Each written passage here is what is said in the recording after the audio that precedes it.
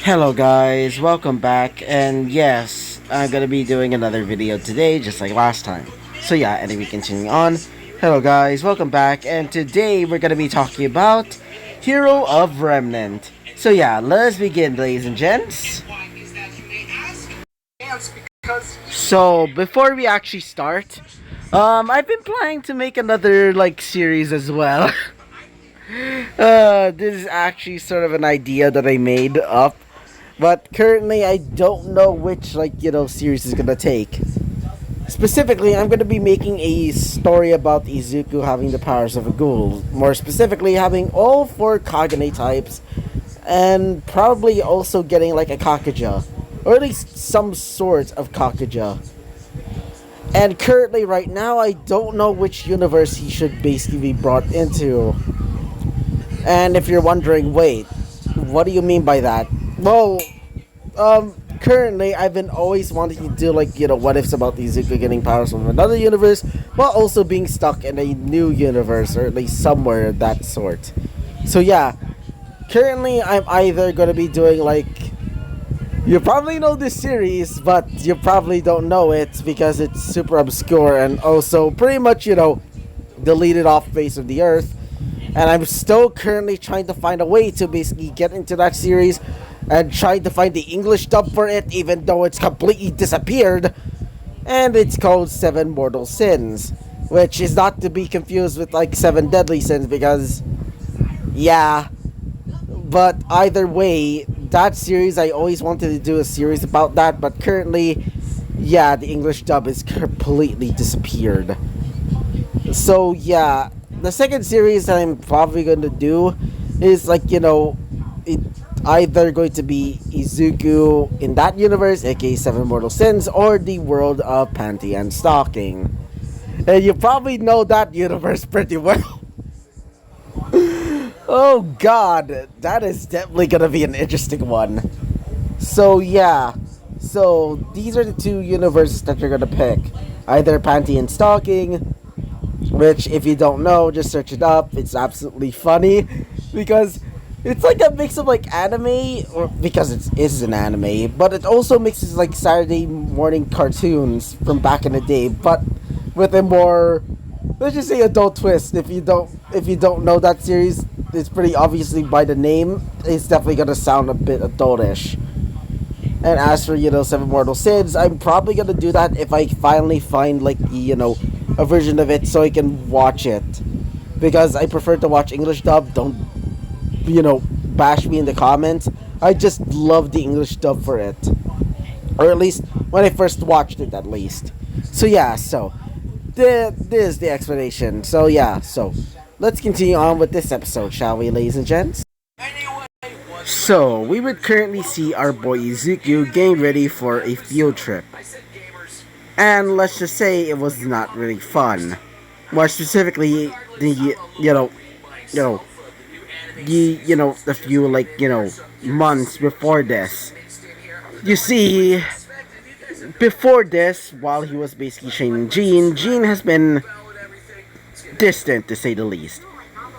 He's recently started hanging out with Team Cardinal, which is surprising to him because of the bullying part, but would see him basically being their lapdog, which kind of concerned Izuku and the rest of Team Juniper and Team RWBY.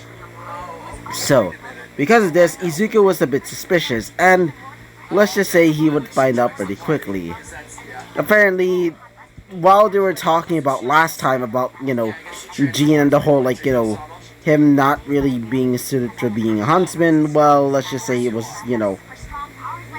well, they sort of gone caught. Specifically, one of them, specifically Cardin, found out about it, and so decided to take this opportunity and use it as blackmail.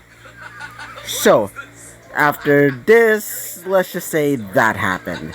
So, let's continue on as we currently see Izuku and the rest of Team, Juniper and RWBY basically going around the forest, specifically known as Foreverfall Forest, as Izuku was amazed at the forever, by the name itself, Foreverfall, the forest because it's, constantly looks like it's in fall. As while Izuku was admiring the trees, he would notice some of his classmates getting the sap from it, or at least getting the sap from the trees, as Izuku would join in, as you would see Jean once again currently being, basically, getting ordered by, Team Cardinal to get a lots and lots of sap, which still kind of made, Izuku sick to his stomach. As while Izuku was doing his own thing, basically getting sap, you would notice that some of his jars are basically, were missing. As Izuku saw this, he would say, "The heck happened here?" he would say. As one of them specifically, our girl. As we would currently see, our girl Lyren would basically say, like, "Can you please stop that, Nora?" she would say. As Izuku would look and would see the missing jars, as they were now empty and basically being consumed by Nora. As Nora's basically chugging it like a freaking Red Bull, as she would say this. "Oh, come on, Lai. I mean, it's really good, and it's probably really good on pancakes," so she would say, as she would basically dribble more onto her, onto her face. As Izuku would say this to himself, "Damn, this girl sounds, just wow," he would say to himself. As one of them would say this, specifically one of the voices in his head. Esterosa would clearly say, "Damn, she's certainly quite the woman," he would say. As one of them specifically, Zeldris would say, "Yeah, definitely. I feel quite terrified for the husband that has to deal with her." Yeah, foreshadowing instantly. Oh god. And we would also clearly see, Mascula just saying, "Well, the husband has to clearly have to be a bit of her standards." Either way, she's definitely gonna be a happy woman, she would say. As she would clearly just be ignoring everybody, just clearly just relaxing while her shadows basically like wrap around her. As one of them specifically, Droll would say this, "A life without combat. Truly a sickening sight," he would say. "Though, I am quite curious about this woman's fighting prowess. Even though she clearly uses a hammer, I can sense something of a great power inside her," he would say. As one of them, being that of our great femboy, Gloxinia would say this, "Well, she is a huntsman, though her manners of eating should be fixed, to say the least," he would say. As he's clearly just ignoring everybody, just twirling his, his sphere Basquias. Yeah, Basquias. As after a while of talking, Izuku would say to himself, "Guess I'll refill more," he would say. As Izuku is basically like, filling more of his jars that were basically being used for, for just drinking, thanks to the help of, Miss Nora over there. But during all of this, you would hear, thanks to the help of his demon senses, of people basically running away and screaming. As you would say, "The hell?" As after saying that to himself, he would basically tell the teachers about it, which were, or more specifically, Good Witch about it. As she would say this, "Wait, you can hear from that distance?" she would say. As he would say this, "Well, it's a side effect of my semblance. It gives me enhanced senses." As she would say this, "I see. And what were those As before she can, say anything else, they would see, Carden and the rest of his goons basically running away as they're covered in sap. But not only that, a few Ursas and one Ursa Major would basically, following them. As Jean is clearly, like, trying to defend them. Or more specifically, more like, trying to fight them off. As Izuku would say this. "Seriously?" he would say to himself. As one of them would say this, specifically, Good Witch. "Everybody, get out of here," she would say. As after saying that, everybody would start getting out of there immediately. Mostly out of safety, as, the rest of Team RWBY would start moving. As Izuku would say this. Miss Goodwitch, she would say, as she would say this. What is it? You know, um, what is it, Mr. Ironwood? She would say, as he would say this. Allow me to help, he would say, as she would say this. Are you sure? Are you, as he would say this. I'm positive, he would say, as she would say this. Fine, but please be careful, she would say. As she would basically work as backup, as she would get ready her, her riding crop, as she would start using her, telekinesis semblance. As we currently see Jean basically fighting up some of the, some of the Ursa, some of the Ursa, as after a while he would say, dang it, I'm out of steam, he would say, as after saying that, a Ursa would get ready his claws to basically strike him down.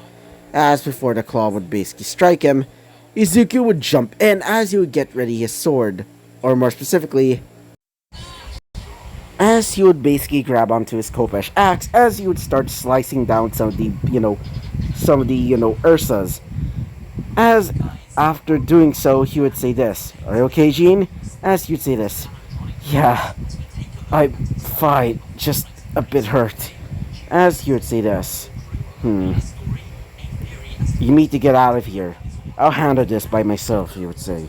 As he would say this, are you sure? I mean, that's a lot of Ursa, and there's an Ursa Major. As he would say this, don't worry, I got it, he would say. As after saying that, he would say this, now, let's try this out, he would say.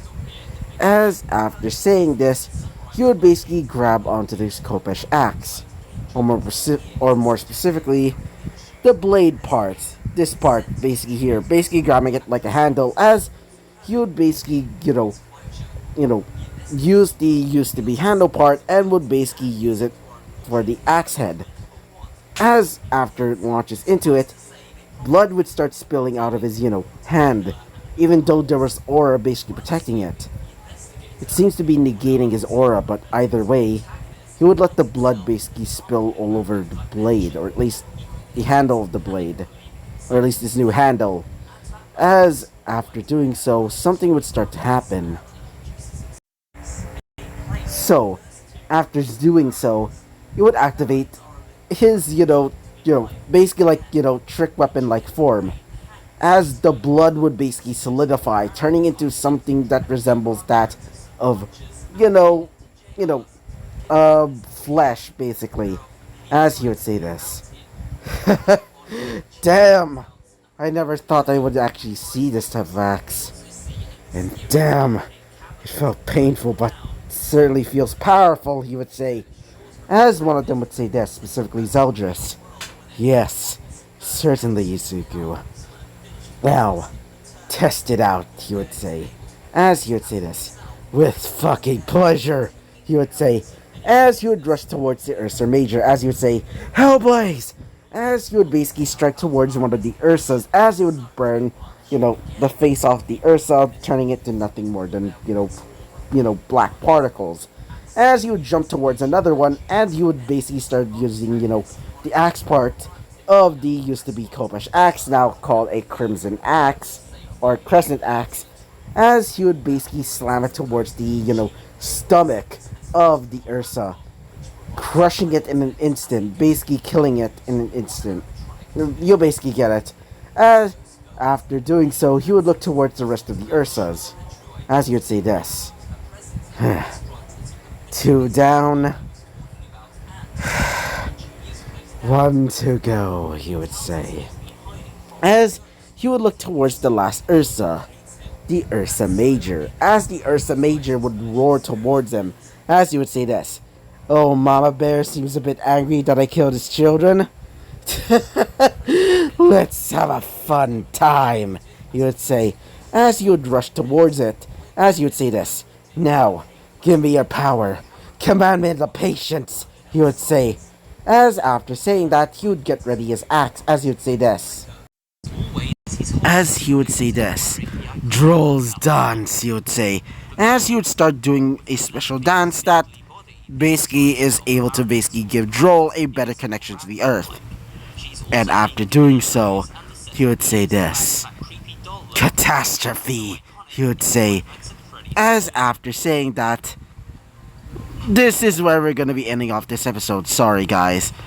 This is basically the time limit that I'm only able to do. So yeah, unfortunately, this is going to be the end of this episode. So yeah, bye bye.